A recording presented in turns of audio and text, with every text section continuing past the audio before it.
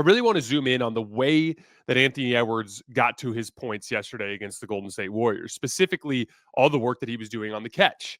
It had me thinking a lot after seeing his success, not just in this series, but in the Lakers series in off-ball situations, about whether or not that might be the future of Anthony Edwards as a super high-level player in this league, a player that maybe doesn't have as much in the way of on-ball responsibility, but that has a ton of responsibility as an off-ball scorer who looks to be super aggressive off the catch, kind of deployed more in the mold of the old Michael Jordan archetype rather than as kind of like a James Harden spread pick and roll type of shot creator, which puts more of a kind of pressure on his playmaking ability.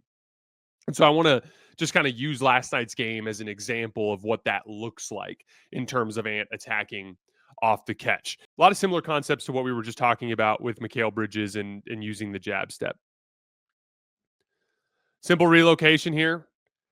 Ant's literally just walking up the floor and watching the drive, sees Buddy turn his head, sprints to the corner, ends up getting himself a clean catch and shoot look there. Bucket. The main thing I want you guys to focus on is just how easy the flow is for Ant in these off the catch situations.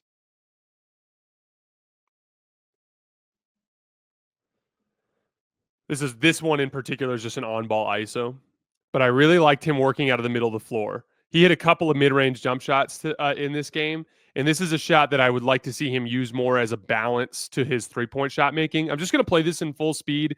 Watch how easy breezy this jump shot is for Ant. Like, that's a shot we talked last night with Mikal Bridges in mid-range rhythm. He could catch some real heaters in that spot on the floor. Here's Ant off the catch again. Let's fast forward.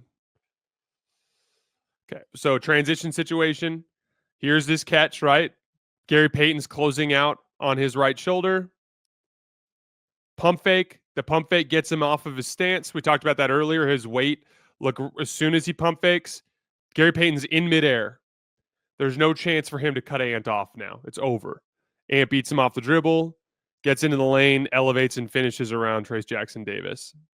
A lot more left-handed finishes in this game than he was using earlier in the series. Watch how badly he breaks off Buddy Hield on this move off the catch against the Warrior zone. So again, off the catch,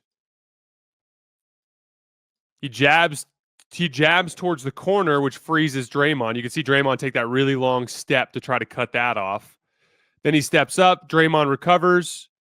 Look at the rhythm and flow that he's in these simple off-the-catch attacks. Hard off-the-dribble jump shot towards his left. Watch it again in full speed. Jab to freeze Draymond. Now I've just got an ISO against Buddy. Easy work. Boom. This is just greatness. There's nothing you can do about this. This is just an off-the-dribble 30-footer against a double team.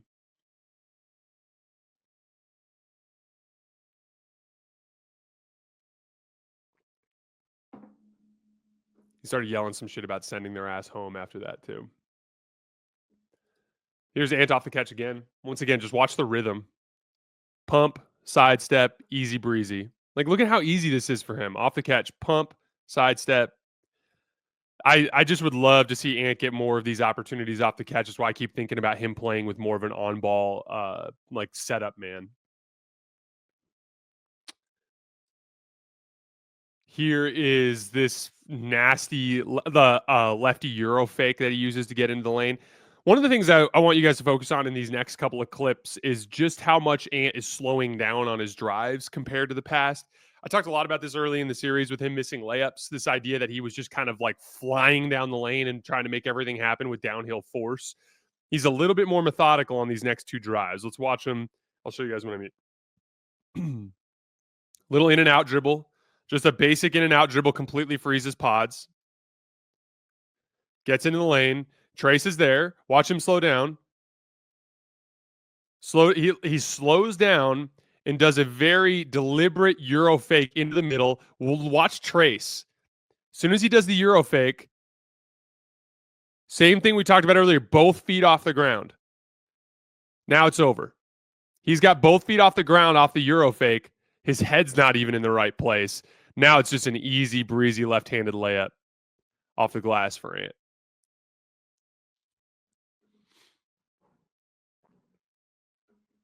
Here's the other kind of slow down drive that he had. Let's fast forward. Once again, attacking in an off-ball situation. Kuminga's already trailing. Now when he drives, Kuminga's in trail position. It's kind of like a drop coverage look. Watch Ant methodically slow down, low gather, switches to his left hand. I'm going to play this one in full speed and just watch how under control he is compared to earlier in the series.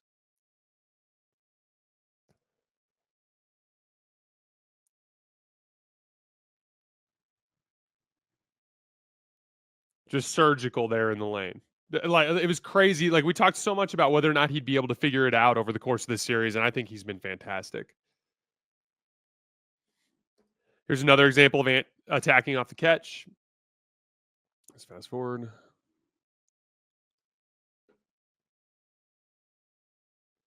It almost like simplifies his thought process when he's catching in these spots. He's thinking score. He's effectively a play finisher in these sorts of spots.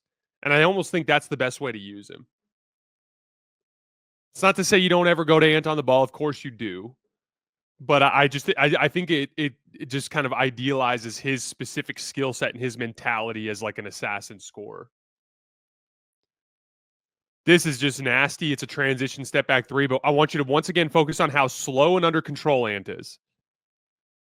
Doesn't rush the shot, even though he knows Jimmy's there.